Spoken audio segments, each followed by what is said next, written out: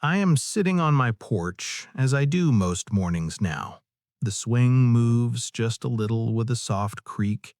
I watch the sun climb over the maple tree I planted 30 years ago. It is a simple thing, this ritual, this quiet. My name is Martin. I am 72 years old, and I have learned that the deepest wounds in a life often come not from strangers, but from the echoes of your own voice coming back to you from the mouths of your children. This is not a story about a sudden disaster. There was no single dramatic event that shattered our family. It is a story about erosion, the slow, steady wearing away of understanding between people who are supposed to know each other best. It is about the particular pain of watching your son and your daughter walk with such certainty toward the same cliff you once fell from, and knowing you pointed out the path, told them about the drop, showed them your own scars, and still they look at you and say they see a different way. Before I continue, I want to say something. Stories like this are not rare, they just do not get talked about. If you have ever felt ignored, pushed aside, or hurt by the people you trusted most, you are not alone. Many people listening right now have lived something similar, and sometimes reading the comments helps more than we realize. If this story already feels familiar, you are welcome here. I grew up in a small Wisconsin town where a man's word and his work were the same thing. My father believed that. He worked at the same machine shop for 43 years, and he taught me that building a life was like building a house. You pour a foundation of discipline, you frame it with reliability, you shingle it with patience.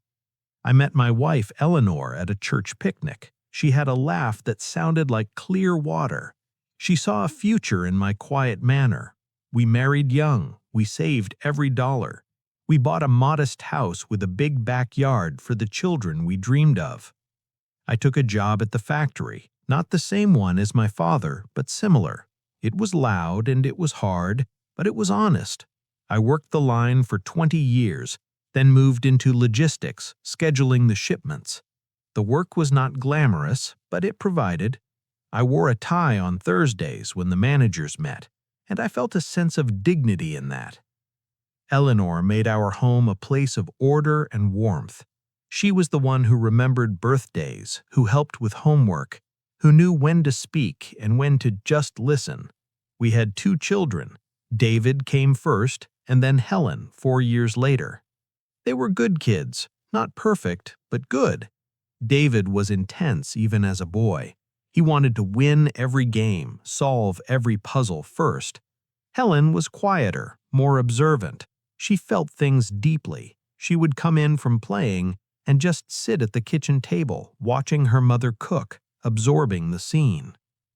We were not rich, but we were secure. We took vacations to a lake cabin up north. We attended every school play and baseball game. I believed I was building what my father built, a legacy of presence, a family that would hold. I taught them what I knew. I told David that haste leads to waste. I told Helen that not every friend is a true friend. I showed them how to balance a checkbook, how to change a tire, how to look a person in the eye when you speak. I told them about my own mistakes, the time I invested in a friend's business scheme and lost 2 years of savings, the time I let pride silence an apology and cost me a friendship. I was open about my regrets, thinking transparency was a shield for them. The early warnings were so small you could almost excuse them. David graduated college and immediately took a job with a flashy startup in the city. He talked about disruptive innovation and scalable models. The salary was high, but it was all stock options. I asked about a 401k, about a safety net. He smiled a patient, condescending smile and said, "Dad, that is old economy thinking." Helen married early to a young man named Brett, who had a charming smile and a habit of switching jobs every year. He was always on the verge of a big deal, a sure thing. I saw the way he would put an arm around her and promise her the world, and I saw how she lit up under that promise. I said to Eleanor one night after they visited, "He is all horizon and no ground." She sighed and said, "Let them be young. They have to find their own way." And that became the refrain, my own refrain. Let them learn. I stood back when David bought the enormous house with the adjustable rate mortgage. The banker told him it was a fantastic opportunity. I stood back when Helen and Brett had their third child, even as Brett talked about quitting his sales job to try real estate. I offered advice only when asked, and increasingly, I was not asked. The first real tremor came the year I turned 65. I was retiring from the factory. There was a small party, a gold watch. Eleanor and I had plans. We were going to travel modestly, see the Grand Canyon, maybe visit New England in the fall. We had saved carefully. Our mortgage was paid off. A week after my retirement party, David called, his voice tight. "Dad," he said, "I need to talk to you about an opportunity. It's a can't-miss situation." He had invested a large sum of his own money and now needed more to cover what he called a temporary liquidity shortfall. He asked if I could take a loan against my house, the house I owned free and clear, to help him bridge the gap. He used words like leverage and arbitrage, but underneath it was a simple, desperate ask for a bailout. I said no. "Martin," I said, "I cannot risk your mother's home." He was silent for a long time. Then he said softly, "I thought you believed in me. I thought you, of all people, would understand. This is my chance." His disappointment was a physical thing, a weight on the line between us. Not a month later, Helen was at the kitchen table with Eleanor, her eyes red. She didn't want to talk to me about it, but I overheard. Brett had left his latest job without telling her. Their credit cards were maxed out. He was stressed and distant. He had bought a boat with a bonus he never actually received. She was trying to hold everything together with daycare payments and grocery bills. Eleanor wrote her a check from our savings. I saw it on the desk, made out to Helen for $5,000. When I asked Eleanor about it, she said, "We can't let them drown, Martin. They're our children." That was the true beginning, the moment I saw the path so clearly and felt my feet stuck to the porch, unable to move them onto it.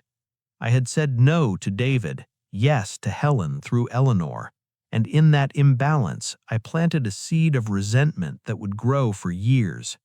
David learned his father would not bet on him. Helen learned her father would not let her fall, but her brother would. The years that followed were a slow drift. We still had Sunday dinners, the grandchildren ran through the house, but the conversations became surface talk about sports, the weather. Anything of real weight was carefully avoided. David's business did not fail, but it never quite succeeded either. He was always chasing the next thing, working longer hours, taking bigger risks to maintain the lifestyle the big house demanded. Helen and Brett struggled from crisis to crisis. Brett's big deals never materialized, and Helen took on more work, her kindness turning into a weary resilience. I would try to speak in parables, telling a story about a man I knew who lost everything trying to keep up appearances. David would nod and say, "That won't be me, Dad," and change the subject. Helen would just look away. Then Eleanor got sick. It was a slow, insidious thing that started with forgetfulness and progressed to something the doctors could name but not stop. I spent my days caring for her, our travel dreams gone, but replaced by a deeper, more painful intimacy. In those last few years, the children were busy. David with his perpetual almost success, Helen with her spinning plates of family and financial worry.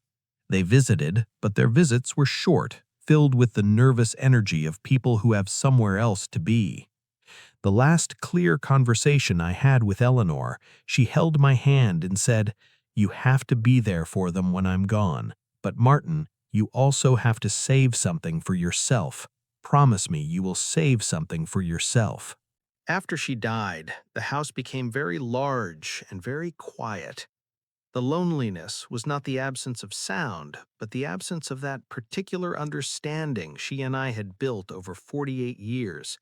It was a foundation, and now it was gone, and I was standing on the porch looking out at a landscape that had changed without my permission. It was about 8 months after the funeral when the phone calls began again. This time the tone was different. It was not about opportunity, it was about necessity. The silence after Eleanor was gone had a texture to it. It was thick and it was heavy. And in that quiet, the phone rang one evening. It was David. His voice had lost its polished edge. "Dad," he said, "we need to talk. Can I come over?" He sat right where you were sitting now, at my kitchen table, his hands wrapped around a coffee mug he did not drink from. He looked tired, the kind of tired that sleep does not fix. He laid it out plainly. The startup had finally faltered. The investors pulled out. His lavish salary was gone. The adjustable rate mortgage on his home had reset, and the payments were swallowing him alive. He had been using credit lines to maintain the lifestyle, to keep up the appearance of success for his own family and for his business contacts. And now the well was dry. He needed a substantial amount, not a loan, he clarified, but an investment in his new venture, a consulting firm. This time it was a sure thing. He had clients lined up. He just needed capital to launch. I listened. I looked at my son, and I saw the boy who used to build elaborate Lego towers only to knock them down in a fit of frustration to build them again, bigger. I said, "David, this sounds familiar." He winced. "I know what you're going to say, Dad, but this is different. This is me finally doing it on my own terms. I just need a bridge." I said, "How much?" He named a figure that made my breath stop. It was nearly a third of what Eleanor and I had saved over a lifetime of careful living. I told him I needed to think about it. He looked surprised, then hurt. "You do not believe in me," he said. It was not a question, it was an accusation. "I believe you are in trouble," I said quietly. "And I believe you got yourself there by not listening to the whispers I gave you years ago." He stood up, the chair legs scraping the floor. "Think about it," he said, and left. 2 days later, Helen arrived unannounced, her minivan pulling into the driveway with a worn sigh. She came in carrying a pie, her eyes darting around the kitchen as if looking for something she had lost. We made small talk about the children, but her nerves were a live wire. Finally, she took a deep breath. "Brett left," she said. The word "left" hung in the air between us. He said he could not handle the pressure. He said he needed to find himself. Helen was now alone with 3 children under 10, with a part-time job and with a mortgage she could not afford on her own. She had been hiding the depth of it for months, the missed payments, the collection notices. She was not asking for an investment, she said. She was asking for a safe place, her and the kids. Could they come live here with me for a little while? My heart broke for her in a clean, sharp way. But then she continued, "And Dad, I hate to ask, but while we get settled, if you could help with the back payments on the house so we don't lose it? Brett's name is still on the loan, and he will not sign anything. It's a mess. It's all such a mess." She began to cry, and I held her, and I saw the little girl who skinned her knee and needed her father to make it right. Here was the crucible, the moment every parent fears. David's ask was for his ambition. Helen's ask was for her survival. The moral mathematics of it were impossible. Do you reward the child who took the reckless path with a bailout, or do you let him fall and hope he learns? Do you save the child who was left holding the broken pieces, but who also chose to ignore the warnings about the man she married? I spent a sleepless night in the porch swing. The empty space beside me where Eleanor should have been was a physical ache. What would she have wanted? She would have wanted to fix it all, to wipe every tear. but she also knew the value of letting a person stand on their own 2 feet. I remembered her last words to me: save something for yourself. I made my decisions. I called David first. I told him I would not give him the money for his new venture. I told him I loved him, but that my savings were not a hedge fund for his dreams.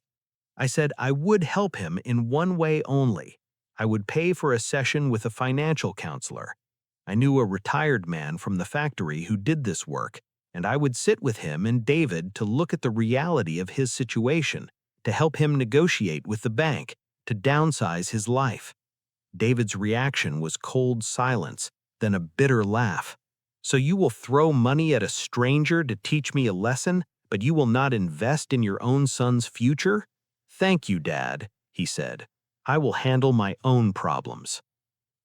For Helen, I said yes, they could move into the house, the children could have the upstairs bedrooms, she could have the den. It would be tight, but it was safe. And I told her I would pay the back payments on her mortgage to stop the foreclosure, but on one condition: the house had to be sold. She looked at me stunned. But that's our home, the kids' home. I took her hands. Mine is your home now, Helen, I said. The money from the sale will be your fresh start. It will be put in a trust for you and the children. Brett will have no access to it. It is not a gift, it is a bridge to your own independence. She cried again, but this time it was a mix of relief and devastation. They moved in a week later. The house was suddenly full of noise and chaos and laundry and the smell of microwave popcorn. It was a relief from the loneliness, but it was also a perpetual reminder of my failed warnings. Helen was grateful, but also resentful. I could see it in the way she would tense when I mentioned the real estate agent. She saw my help as control, and perhaps it was. David did not visit. His resentment was a wall between us. I learned from my granddaughter that he had taken a high-interest loan from one of those online places to fund his consulting firm. The first client fell through, and he was worse off than before. This was the betrayal, not a single act, but the relentless unfolding of consequences I had prophesied.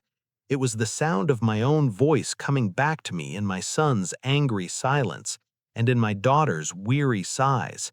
It was the realization that my wisdom, earned through decades of quiet toil and private regret, was now a currency they rejected until they were bankrupt, and even then they blamed the banker. The public humiliation came not for them, but for me.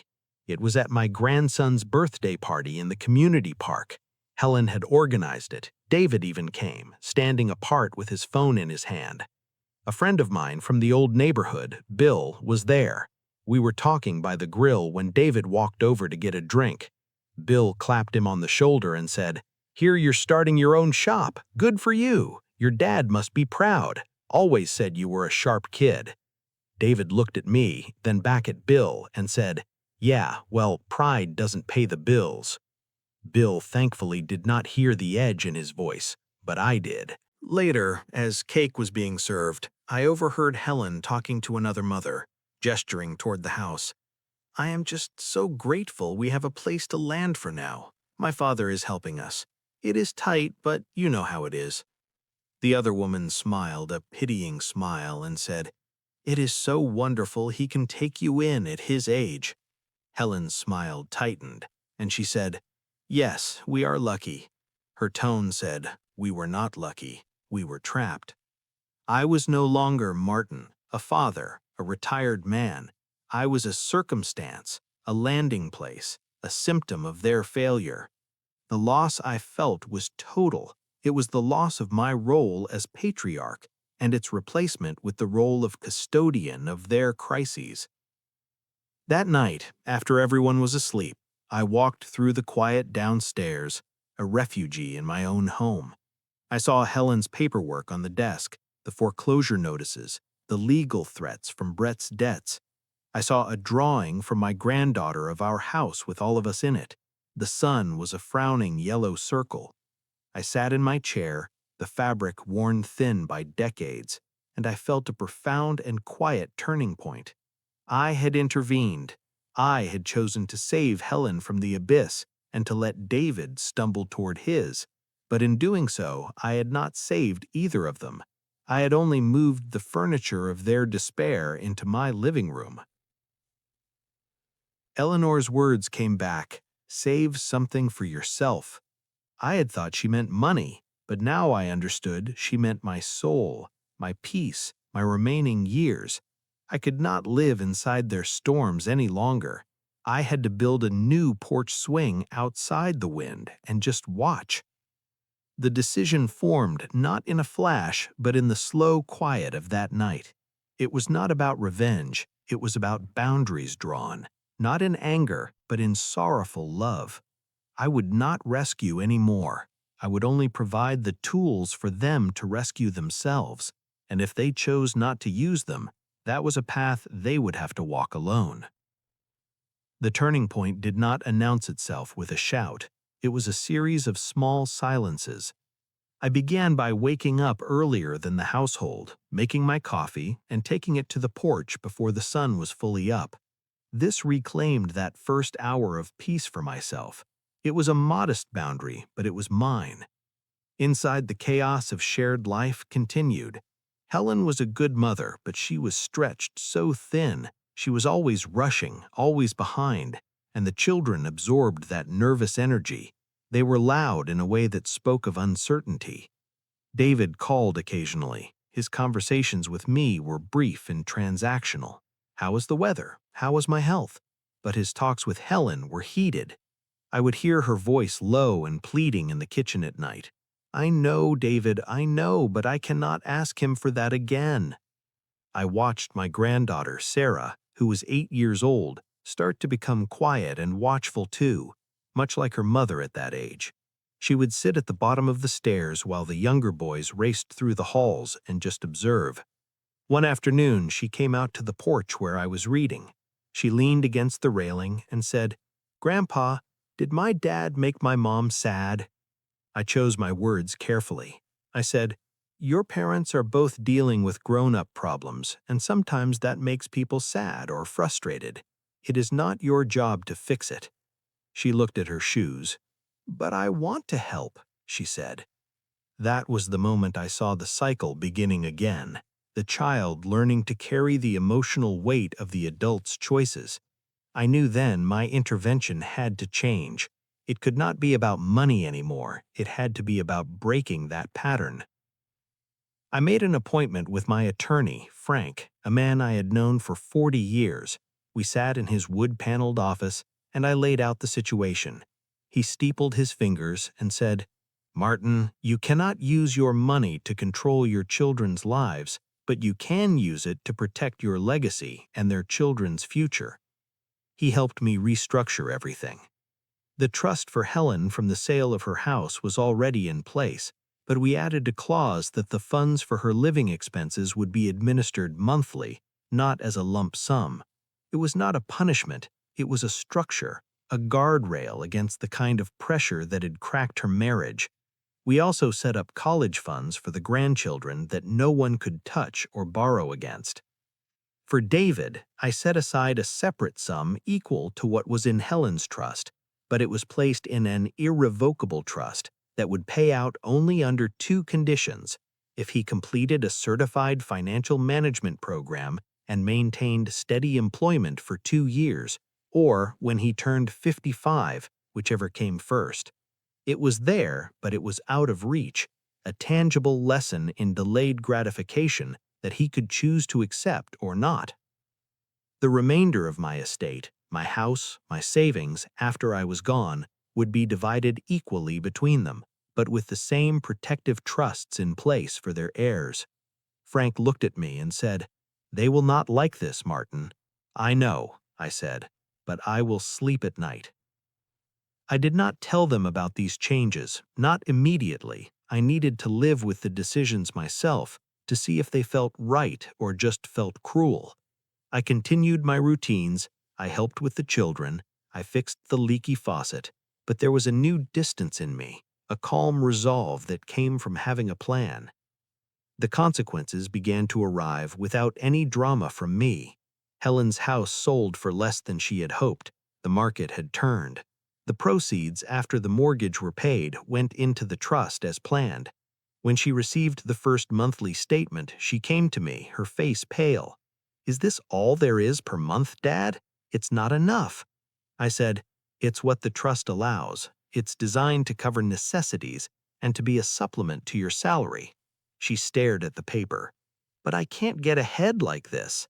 I said, "Helen, getting ahead right now means keeping a roof that you own over your children's heads and food on the table. This does that. The rest is for your future and theirs." She did not yell. She just looked defeated and said, "You don't trust me either." That hurt because it was partly true. I did not trust the desperation that life had bred in her. I did not trust the part of her that still hoped for a rescue from a man or a windfall. I trusted the core of her, the good mother, the hard worker, and the structure was built for that woman to eventually stand on her own. David found out about his trust through Helen in a moment of sibling conflict. She had called him to vent about the constraints, and he, in his frustration, had revealed his own precarious situation. The high-interest loan was crushing him. He was facing litigation from a dissatisfied client. He shouted over the phone that at least she had a roof over her head. She shot back that it was a roof owned by a father who thought we were both irresponsible children. I was in the garden and heard it all through the open window. He arrived that evening, his car door slamming in the driveway. He walked straight past me into the house, and I followed him inside. He turned in the living room, his face flushed with rage. "What is this trust, Dad?" he demanded. "You put my money in a cage like I'm some kind of animal? I'm a 50-year-old man," I said calmly. "It's not your money, David. It's mine. And it's not a cage, it's a choice. You can choose to meet the conditions and access it, or you can choose to ignore it and let it sit. It's there for your future when you have shown you can plan for one." He laughed, a sharp, bitter sound. "So this is my lesson, is it? My punishment for not being the son you wanted? You never believed I could make it on my own." I looked at him, my boy, now a middle-aged man, trembling with rage and shame.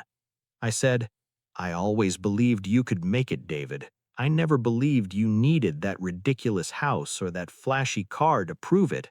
Those were the choices you made after I warned you." He left then and did not return for weeks. The silence was heavier than before, but it was a clean silence. The seasons turned. Autumn came, and the maple tree in the front yard turned a brilliant fire red. Helen found a better-paying job with benefits. It was an hour commute, but she took it without complaint. The children settled into the school routine, and the house found a new, less frantic rhythm. I hired a local woman to come and help with cleaning and after-school care for the boys. It came from my funds, not Helen's trust. It was a practical support that gave her breathing room. She did not thank me, but the tension in her shoulders eased a fraction. One Saturday in late October, I was raking leaves in the yard. Sarah came out to help. We worked in companionable silence for a while. Then she said, "Mom is less sad now, I think." I stopped raking and looked at her. "She is working very hard," I said. "I know," Sarah said, "but she is not crying at night anymore." I felt a profound relief, a small validation that the structure, though resented, was creating a space for stability. The public humiliation I had feared for them did come, but in a way I could not have anticipated. David's consulting firm collapsed entirely. The lawsuit became public record in the business court filings. It was a small notice, but in the world he was trying to navigate, it was a scarlet letter. He had to sell his house in a short sale. The fancy cars were repossessed. He and his wife moved into a small apartment. I read about the short sale in the newspaper's real estate transfers. It was 2 lines of agate type that felt like an obituary for his dreams. He did not call to tell me. I heard it from an old colleague who had seen it. My heart ached for him, but I did not pick up the phone to offer help. The tools were already in his hands. The financial management program brochure I had mailed to him months ago was likely buried on a desk or thrown away. The choice remained his. It was around Thanksgiving when the next shift occurred. Helen approached me as I was polishing the good silver. She said, "Dad, we need to talk about Thanksgiving dinner." I assumed she meant the menu, but she continued, "I have been doing the budget with the statements from the trust, and I think I can contribute to the grocery bill this year. It would not be much, but it would be something." She held my gaze. It was the first time in years she had looked at me not as a supplicant or a resentful child, but as an adult proposing a partnership. I nodded. "That would be welcome, Helen. Thank you." That small offer felt like a crack of light. It was not about the money, it was about the reclamation of dignity, her own. Then, in early December, a letter arrived for David at my address, a common mistake given he had used my address for various things over the years. It was from a law firm I did not recognize. I called him and told him it was here. He said he would come by to get it. When he arrived, he looked different, thinner, older, but the frantic anger was gone, replaced by a weary stillness. I handed him the letter. He opened it right there in the foyer. His eyes scanned the page and his shoulders slumped. "It is a summons," he said quietly, "for the court judgment. They are garnishing my wages." He looked around the familiar hallway, then at me. "Dad," he said, his voice raw, "I do not know what to do next." This was the cliffhanger not of action, but of decision. He was finally at the bottom, looking up, and he was asking not for a rope to be thrown down, but for a map out of the hole. I met his eyes and said quietly, "The offer still stands, David. I will go with you to see the financial counselor, Bill Henderson, tomorrow, if you will call him." He held the summons in his hand, the paper trembling just slightly, and he gave a single slow nod. I knew this was not a magic fix. It was a first step on a long, hard road. He might still refuse to go in the morning. He might back out. But in that moment, in the quiet of the foyer, with the December light fading outside the door, between us was no longer shut, it was just slightly ajar. I have learned that justice in a family is not about punishment or even fairness. It is about allowing consequences to teach what advice did not, and then being present, not with a wallet, but with a weathered hand pointed toward a path. It is a quieter, harder thing than I ever imagined in my youth. We drove to Bill Henderson's office the next morning in my car. The silence between us was not hostile. It was the quiet of two men preparing for a difficult task. David stared out the window at the passing neighborhoods, the modest, well-kept homes, a landscape so different from the one he had chased. I could see the shame in the line of his jaw, but also a new and fragile resignation. Bill's office was in a simple brick building downtown. He greeted us with a firm handshake and no pretense. He had been a foreman at the plant and understood numbers and people in straightforward terms.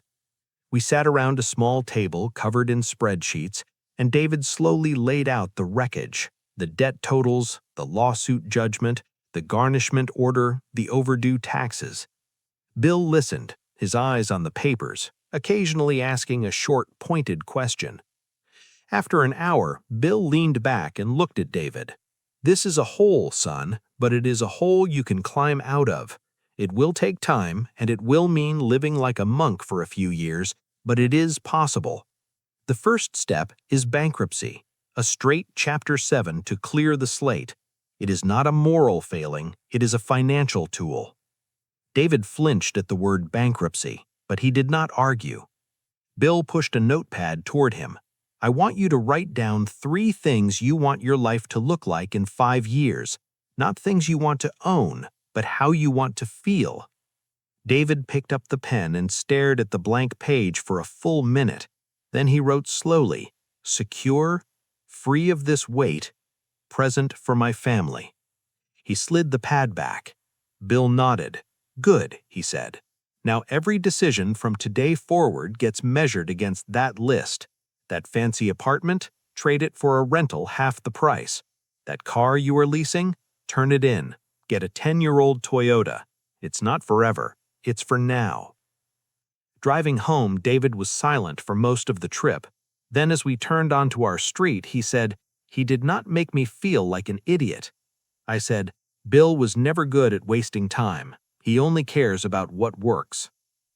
In the weeks that followed, David began the slow, arduous process. He and his wife moved to a smaller apartment. He sold what was left of his luxury items online and used the money to pay the bankruptcy attorney. He took a job with a logistics company, a stable, unglamorous position similar to the one I had years ago. I did not tell me about it. I heard from Helen, who had heard from his wife. She said he comes home exhausted, but he sleeps through the night now. At home, the rhythm continued. Helen's commute was long, but she organized a carpool. She began attending a community college class one night a week on bookkeeping. She said it was to help with her job, but I saw it as a seed of new confidence. She still resented the trust's constraints, but she was beginning to navigate within them. She opened a separate savings account and deposited a small amount from each paycheck. She showed me the first bank statement with a hint of pride. "See," she said, "I'm doing it." The children were adjusting. Sarah was talking more, she had joined a school choir, and sometimes I could hear her practicing her songs in the backyard. The boys were still boisterous, but the edge of anxiety had softened. They knew when Mom would be home. They knew the rules, and the rules did not change. Winter settled in deep and quiet. I spent my mornings on the porch, even in the cold, wrapped in a thick coat. The swing's creak was louder in the still air. I thought often of Eleanor and the life we built, not of things, but of patterns, the reliable pattern of love and work and forgiveness. I wondered if I had forgiven my children, or if I had just accepted the distance between my hopes for them and their reality. Perhaps acceptance is the final form of love for an adult child. Christmas was a modest affair. We had a tree, the children made paper chains, Helen cooked a turkey, David and his wife came over. They brought a simple bottle of wine and a board game for the kids. The evening was not without tension. There was a moment when David's wife mentioned their new apartment's small kitchen, and Helen quickly changed the subject. But we made it through without argument, and after dinner, David helped me with the dishes at the sink. He said quietly, "The job is okay. The people are decent." I said, "I am glad to hear it." He nodded, and that was enough. The new year arrived, and with it, a letter from the court. David's bankruptcy was discharged. It was official. The slate was wiped clean. He called me that evening. His voice was flat. "Dad, it is done." I said, "I know it is a hard thing." He replied, "It is a humbling thing." Then, after a pause, "Thank you for taking me to Bill." I said, "You did the work, David." A week later, he asked if he could come over on a Saturday. He arrived with a folder. He sat at the kitchen table, the same place he had sat in desperation months before. He opened the folder to show me a budget he and his wife had made with Bill's help, a 5-year plan to save for a down payment on a modest house. It was detailed and realistic. It accounted for emergencies, for retirement contributions, for everything I warned him about decades ago. I felt a surge of emotion, not triumph, but a profound relief. He was not looking for my approval. He was showing me his map. I said, "This is a good plan." He looked at me, and for the first time in years, I saw my son, not the specter of his ambition or his failure, just a tired man determined to build something that would last. Spring came, and with it a different kind of challenge. Helen had been dating a man she met through work. He seemed kind. He had a steady job as a mechanic. He was gentle with the children. But after a few months, he began talking about combining households, about how my house had plenty of room. He had ideas for investments. Helen seemed intrigued by the attention, by the promise of a shared burden. I watched quietly. One evening she mentioned it to me over dinner. He says we could fix up the basement and rent it out for extra income. It would help so much. I put my fork down and said, Helen, that is my home, and it will be yours one day. But it is not an investment property. It is a home. Her face flushed. I'm just thinking about the future, Dad. I know you are, I said, but is this your idea or his? She looked away. I said nothing more. The following weekend, the mechanic was over for a barbecue. He was in the backyard with the children while Helen and I were in the kitchen. He came in to get a drink and gestured out the window. You have a lot of land here, Martin. You could easily subdivide, sell off a parcel, and set yourself up comfortably. I smiled a thin smile and said, I am already comfortable, thank you. The house and the land stay as they are. He pressed a little. It's just most men your age want to simplify. I looked him in the eye. I have simplified enough. Helen broke up with him 2 weeks later. She told me about it while we were weeding the garden. He got angry, she said, when I told him the house was not part of the deal. He said I was being controlled by you. She pulled a weed hard and tossed it into the bucket. I realized he was just another version of Brett, all promise and plans for my money, my space, my life. She looked at me, her eyes wet but clear. I am tired of cleaning up men's messes, including my own. I nodded and kept weeding. That summer, Helen used a portion of her trust's educational allowance to take a second class. She told me she was exploring becoming a certified financial planner. She said, I am good with numbers, and God knows I've learned what not to do the hard way. I want to help people like me, like David, before they hit the bottom. There was a quiet steel in her voice I had not heard before. It was the sound of dignity being forged in the fires of experience. David continued his slow climb. He received a small promotion at work. He did not call to boast. He mentioned it in passing during a Sunday visit. His family now came for dinner twice a month. The conversations were ordinary, about work, about the children's schools, about the weather, but the ordinariness was a gift. I turned 73 in August. The children and grandchildren gathered in the backyard for cake. Sarah had made a card with a drawing of the porch swing on it. Inside, she had written, "For Grandpa, who holds us up without holding us back." I read it twice and had to excuse myself for a moment. The moral tension had not vanished, but it had transformed. It was no longer a question of whether to intervene. It was a question of how to be present without being a scaffold, how to love without absorbing their choices. My silence now was not helplessness, it was respect. One evening in early fall, I was on the porch when David came up the walk. He had taken to stopping by unannounced sometimes, just to sit for a few minutes. He settled into the other chair, and we watched the stars emerge in the darkening sky. After a long while, he said, I've been thinking about what you said years ago about haste and waste. I think I finally understand. It's not just about money, it's about time. It's about rushing past the people who matter to get to a finish line that doesn't exist. I did not reply. I just listened. He said, I am sorry I didn't know a better way to say it then. I said, I'm sorry I didn't know a better way to say it then.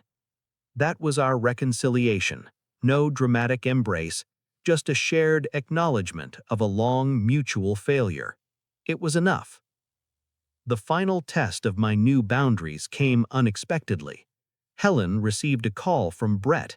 He was in trouble again and needed a place to stay, just for a little while. He had heard she was doing better. He was her children's father, after all. She was conflicted and came to me asking what she should do. I said, I cannot tell you what to do, Helen, but he cannot stay here. This is your safe place and the children's. She wrestled with it for 2 days. and then told him no. She offered to help him find a shelter program, but she could not let him in. She was trembling when she told me, but her voice did not waver. I saw in that moment that the lessons had taken root, not because I had demanded it, but because life, the great and terrible teacher, had finally been allowed into the classroom. The leaves began to turn again, and I felt the cycle of the year, a cycle my children were now navigating with more care than before. Their wounds were not fully healed, their futures were not guaranteed, but they were theirs, built on the bedrock of hard-earned consequence, not on the shifting sand of my subsidies or their own wishful thinking. I had wondered for so long about my legacy, whether it would be the money, the house, the memories. Now I see it is something simpler and more durable. It is the pattern of accountability I held to when it was hardest. It is the quiet example of a man who loved them enough to let them fall and was still sitting on the porch when they got back up. The story is nearing its end, but life, of course, is not. There are more chapters for them to write without my narration. I am content now to be a reader, not an editor. The years have a way of sanding down the sharp edges of regret, leaving behind something smoother, if no less heavy. I am 76 now, and the porch swing still creaks a familiar song. The maple tree is broader, its shade covering more of the yard, a testament to simple, consistent growth. The house is quiet once more. Helen and the children moved out 2 years ago. She used the savings from her trust and her own earnings for a down payment on a tidy townhouse close to her job and the children's schools. The night before she left, she cooked my favorite meal, and we sat at the table, just the two of them. The boys were already busy in their new rooms. Sarah was at a friend's. Helen said, "I do not know how to thank you, Dad, for taking us in." I said, "You don't have to thank me for that. It was what family does." She shook her head. "No, not for taking us in, for making us leave." I looked at her puzzled. She continued, "You gave us a safe harbor, but you did not let us make it a permanent dock. You made me sell that house. You made me live on a budget. You made me stand on my own 2 feet. I hated you for it sometimes, but now I understand. You were not building a cage, you were building a floor beneath me so I wouldn't fall through again." She reached across the table and held my hand. Her grip was strong, a working woman's grip. I saw in her eyes the girl she had been and the resilient woman she had become. It was one of the few perfect moments in this long, uneven journey. David's path remained slower and more deliberate. He and his wife are still in their apartment, but they have saved a considerable amount toward their house. He showed me the bank statement last month with a quiet pride that had no arrogance in it. He said, "We are another year away, maybe 18 months, but it is real. It will be ours." He has taken on a mentoring role at his job, guiding younger employees. He told me he shares stories not of his successes, but of his missteps, the ones I warned him about. He said, "It is the only thing of value I have to give them now, the map of where the cliffs are." We talk every Sunday now, not out of obligation, but out of a shared interest in the mundane details of life, the way his tomato plants are doing, the book I am reading, the funny thing his daughter said. It's an ordinary connection, and its ordinariness is a precious thing. My own health is good for my age. My heart is steady, my mind is clear. I have my routines, the porch, the garden, visits to the library and to Eleanor's grave, where I tell her about the children and the grandchildren. I tell her I saved something for myself, just as she asked. I saved my peace, and in the end it allowed me to give them something better than money. It allowed me to give them back to themselves. The quiet resolution of this story is not that everyone lived happily ever after. It is that everyone lived consciously. David and Helen are not rich in the way he once dreamed, but they are solvent, not just in their finances, but in their spirits. They speak to each other now as allies, not as competitors in a race for my help or approval. They coordinate care for me, they discuss the children's futures. They have become the family I hoped for but could not build for them. I could only set the conditions and then step back. There are still struggles, of course. Helen worries about college tuition. David's wife had a health scare last winter, but they faced these things with planning, not panic. They used the tools they had earned. They called each other before they called me, and that is as it should be. Last week, Sarah, now 16, came to visit me for the afternoon. She is applying to colleges. She spread her brochures on the kitchen table and asked my opinion. I gave it carefully. Then she said, "Grandpa, Mom said you helped her, but you didn't help her the way she wanted you to help her. You helped her the way she needed." I was quiet for a moment, then said, "Your mother is a very wise woman." Sarah smiled. "I know, but she also said it took her a long time to see it. She said sometimes the people who love you the most have to let you be wrong, and that is the hardest love of all." I looked at this young woman on the cusp of her own life, with the lessons of 2 generations of pain etched into their family's history, and I felt a hope that was deep and clear. She saw the patterns. That was the real legacy, not the trust funds, not the house, but the broken pattern finally recognized and mended. I shared this story because silence hides too much pain. If it reminded you of your own life, you are not alone. Share your thoughts in the comments. Someone may need your words. And if these stories matter to you, you are always welcome to subscribe. The afternoon sun is warm on my face. The swing moves in a gentle rhythm.